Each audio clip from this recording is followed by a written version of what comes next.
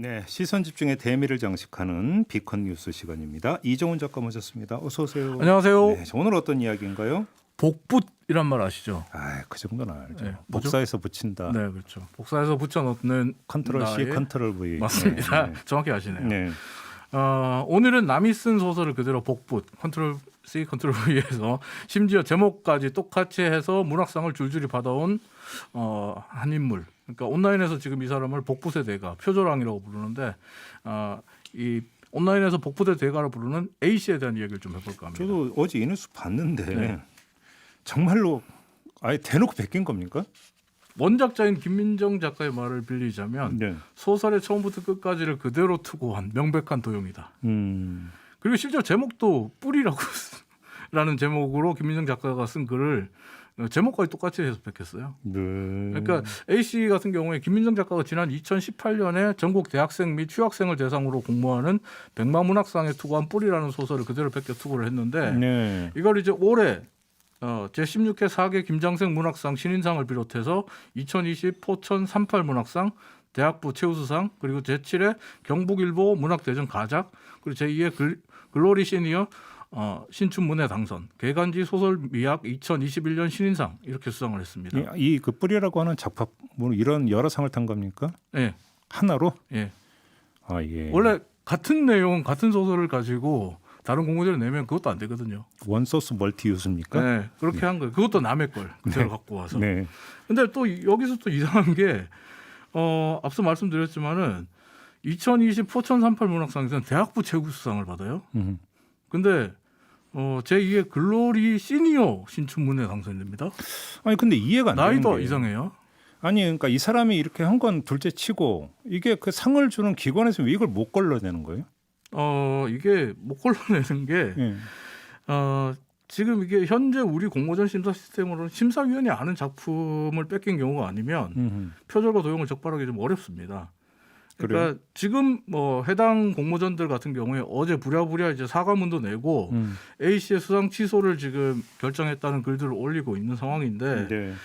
A 씨 같은 경우는 심사위원이 아는 작품을 뺏긴 경우가 아니면 표절과 도용을 적발하기 어렵다는 우리 공모전 심사 시스템을 잘 파고들었어요. 일단 A 씨 같은 경우에 2년 전 대학생들을 대상으로 한 공모전 당선작, 비교적 잘 알려지지 않은 작품을 뺏겼고요. 그리고 나서 상대적으로 심사가 덜 빡빡한 지역의 작은 공모전을 목표로 삼습니다. 네. 그리고 그 지역도 충남 계룡, 경북, 경기도 포천 이렇게 나누어서 연이어 투고합니다. 예. 아마 A씨는 표절을 잡아낼 수 있는 빅데이터나 작품풀이 없는 우리 문학계로서는 꼼짝없이 당할 수밖에 없다는 걸 너무 잘 알고 이런 일을 한 것 같고요. 예.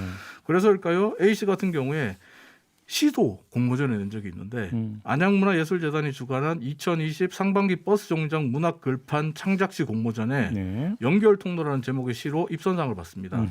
그래서 이 시가 안양시 이제 버스 정류장 유료판에 새겨지기도 하는데 이 시는 이 해피캠퍼스라는 리포트 사이트에 올라와 있는 시를 그대로 뺏긴 겁니다. 그런데 A 씨 같은 경우에 이런 표절과 도용으로 상을 받아간 사례가 이외에도 수없이 많다는 게 문제입니다. 유튜브에 A 씨가 자신의 SNS에 올린 게시물 사진을 하나 올려놓을 텐데요. 참고로 지금 보여드리는 A 씨의 게시물들은 현재 다 삭제되어 있는 사진들입니다. 네. 저 사진 같은 경우 A 씨가 올해 국토교통부와 국토일보가 작년에 국토교통부와 국토일보가 공동 주관한 제1회 대한민국 건설사진 전국 공모전에 제출해서 장려상을 받은 거예요. 네. 그러면서 자신의 SNS에 올린 사진인데 다른 사진으로 유튜브에 올리겠습니다. 저 사진은 2018년 8월 3일에 외국 홈페이지에 올라와 있는 기사에 있는 사진입니다. 외국 홈페이지에 있는 사진이라고요? 똑같아요. 그래요? A 씨는 본인이 찍었다고 하는데 네. 2018년 8월에 똑같은 사진이 외국 홈페이지에 올라와 있습니다. A 씨는 이렇게 남의 글만 도용한 게 아니라 남의 사진도 도용해서 공모전에 투고하고 상을 받아갔다는 의혹을 받고 있는데 네. 심지어 이제 A 씨의 SNS를 보면 이렇게 공모전 상금을 받아서 그걸 모아서 얼마 전에 고급 국산 세단을 새 차를 뽑았다라는 글을 올리기도 했고 네. 또 2020년 12월부터 한국저작권위원회에서 일을 하게 됐다라고 쓰기도 합니다. 네. 사진에 나오듯이 제16회 전국 청소년 저작권 글짓기 심사위원이 됐다고 하는데요. 남의 글과 사진을 밥 먹듯이 도용하고 다른 공모전에 내서 상금과 상장을 받아 챙긴 사람이 청소년들의 저작권에 대한 인식을 높이기 위한 글짓기 대회 심사위원이 됐습니다. 이걸 어떻게 받아들여야 될까요? 네. 또 A 씨는 정부 단체, 공공기관에서 교육 수료 서포터즈 활동을 했다면서 자신의 스펙을 많이 자랑하는 글들도 SNS에 많이 올리고 있는데 유튜브에 사진 한 장 더 올려보겠습니다. 지금 보시는 사진은 A 씨가 자신이 과거 2006년에 외교안보연구원에서 교육을 받은 수료증이라고 하는데요. 네. 보시면 수료증 본문에는 외교안보연구원이라는 말이 나옵니다. 근데 하단을 보면 수료증을 준 날짜가 2006년 1월 20일이고 기관장 직인란에 국립외교원장 김준영이라고 되어 있습니다. 네. 참고로 국립외교원은 2012년에 외교안보원에서 이름을 바꾼 기관입니다. 2006년에 국립외교원 없습니다. 네. 또 김준영 원장 같은 경우는 2019년에 원장으로 취임했습니다. 근데 2006년에 받은 수료증에 국립외교원이라는 이름과 재작년에 취임한 원장 이름과 직인이 들어 있습니다. 네. 네. 놀랍죠. 그리고 이런 A 씨의 복붙 활동은 그 흔적들이 정치권에도 지금 남아 있는 상황입니다. 네. 그러니까 현재 A 씨 같은 경우 국민의힘에서 당 중앙위원회 국방안보분과위원으로 활동하고 있다고 자신의 SNS에 임명장과 사진을 올려놓고 있는데 A 씨가 국민의힘 코로나19 대책특별위원회에서 리포트를 낸 게 있는데 이거 역시 동아일보 기사를 그대로 뺏긴 거였습니다.